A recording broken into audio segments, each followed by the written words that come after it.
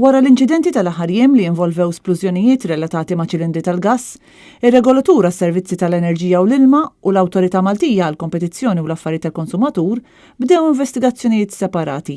Dan minn barra l-inkjesta maġisterjali li nfetħet il-ġimgħa li għaddiet wara li raġel misidjan tilef ħajtu fi splużjoni li seħħet fl-appartament tiegħu u li tidher marbuta ma' ħruġ ta' gass.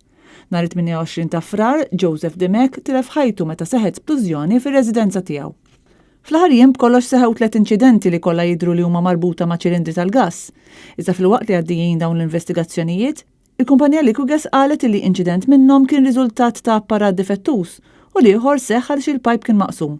Għalkemm mhux magħruf eżatt x'tip ta' spezzjoni saret biex il-kumpanija waslet għal din il-konklużjoni. Fl-istqarrija maħruġa mir-Rews intqal li l-inċidenti mhumiex relatati. Intqal li qed isir stħarriġ sabiex jiġi stabbilit li regulators u valves li hawn fis-suq huma skont l-standards mitluba mill-liġijiet Ewropej. Ir-riżultat ta' dan l-istħarriġ mistenni jieħu 15-il ġurnata biex joħroġ. L-istqarrija tkompli tgħid li se jkunu spezzjonati ċilindri tal-gass, madankollu l-istess stqarrija fl-ebda ħin ma tirreferi għal proċess tal-ibbottiljar tal-gass u jekk hux se jkun mistħarriġ dan il-proċess. Sorsi li tkellmu ma' Net News qalulna li dan l-aħħar sar tibdil dwar kif isir il-proċess tal-ibbottiljar, proċess li huma meqjus bħala delikat ħafna u li jista' jkollu konsegwenzi jekk ma jsirx kif suppost.